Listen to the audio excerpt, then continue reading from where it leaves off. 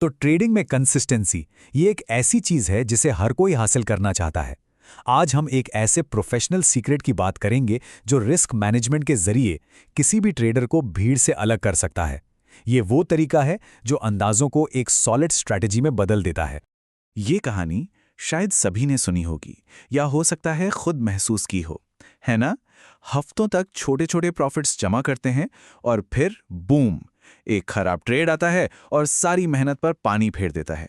ये एक ऐसा चक्कर है जिसमें ज्यादातर ट्रेडर्स फंसते हैं, लेकिन इससे बाहर निकलने का एक तरीका है। कंसिस्टेंट प्रॉफिट की ये जो रेस है ना, ये अक्सर एक फ्रस्ट्रेटिंग साइकिल जैसी लगती है। छोटे छोटे फायदे और फिर एक बड़ा नुकसान। ऐसा लगता है जैसे 2 कदम आगे बढ़ें और फिर 3 कदम पीछे। और सच कहूं तो यही वो फीलिंग है जो बहुत से लोगों को ट्रेडिंग से गिव अप करवा देती है। तो चलिए इस कोड को क्रैक करते हैं। देखिए, जो लेजेंडरी ट्रेडर्स हैं ना, उनकी बातें सिर्फ मोटिवेशनल कोट्स नहीं हैं। उनके पीछे एक पूरा फॉर्मूला छिपा हुआ है, एक ऐसा फॉर्मूला जो सक्सेस की तरफ ले जाता है।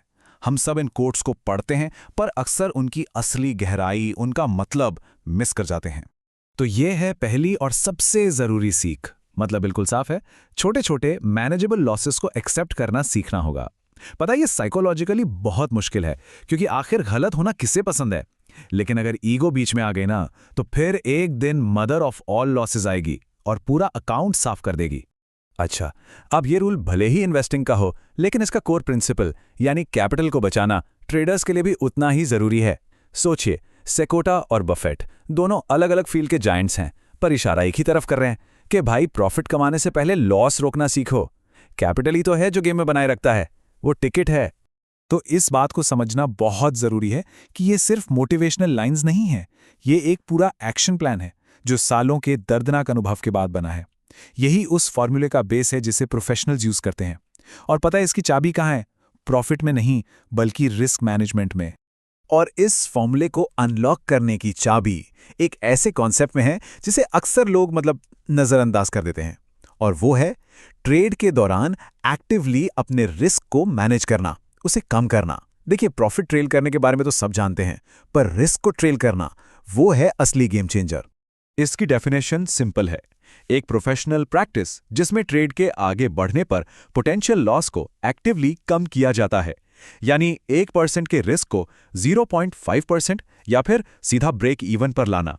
मतलब एक बार ट्रेड में एंट्री ली तो काम सिर्फ प्रॉफिट का इंतजार करना नहीं है, असली काम है शुरुआती रिस्क को जितना हो सके कम करना।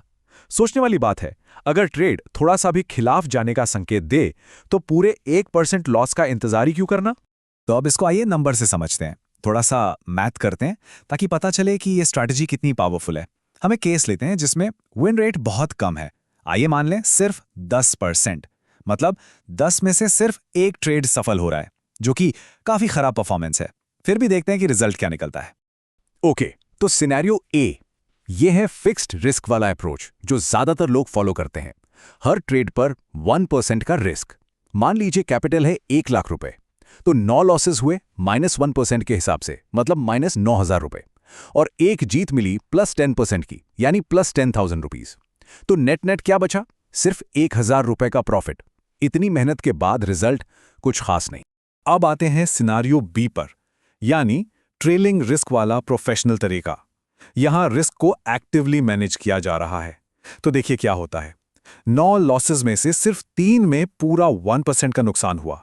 बाकी 3 ट्रेड्स में जैसे ही ट्रेड थोड़ा सा फेवर में गया, स्टॉप लॉस को ऊपर कर दिया तो नुकसान कम हो गया, और बचे हुए 3 ट्रेड्स में स्टॉप लॉस को एंट्री पॉइंट पर ले आए, यानी ब्रेक इवन, 0 लॉस। तो नतीजा, वो 10,000 की जीत तो है ही, लेकिन टोटल लॉस अब सिर्फ 4,800 है और नेट प्रॉफिट हो गया 5,200 रुपीज। और ये देखिए, यही है वो आहा मोमेंट। चार्ट में फर्क बिल्कुल साफ दिख रहा है, एक तरफ 1,000, दूसरी तरफ 5,200। ट्रेड्स बिल्कुल वही, विन रेट भी वही, लेकिन नतीजा जमीन आसमान का। ये इस बात का सबूत है कि सक्सेस सिर्फ बड़े विनर्स पकड़ने में नहीं है, बल्कि लूजर्स को छोटा और छोटा और छोटा रखने में है। असली एज यही है। नंबर्स में इसका मतलब है 5.2 गुना ज्यादा प्रॉफिट। सोच के देखिए, सिर्फ एक प्रोफेशनल टेक्निक अप्लाई करने से उन्हीं ट्रेड्स पर प्रॉफिट 5 गुना से भी ज्यादा बढ़ गया। और ये सब क्यों हुआ? क्योंकि फोकस बड़ी जीत पर नहीं था, फोकस था छोटी हार पर।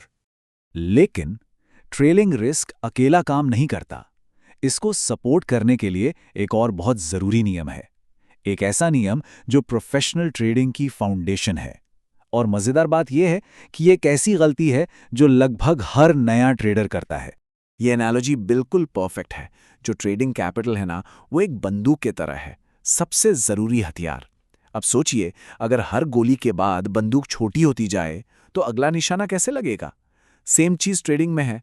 अगर हर लॉस के बाद कैपिटल कम होता जाएगा तो अगले ट्रेड की पावर भी कम हो जाती है और उस लॉस से रिकवर करना और भी मुश्किल हो जाता है।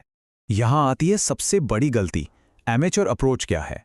वो अपनी घटती हुई इक्विटी पर रिस्क कैलकुलेट करते हैं। जैसे 1 लाख पर 1% रिस्क लिया, यानी 1000 रुपये का लॉस हो गया।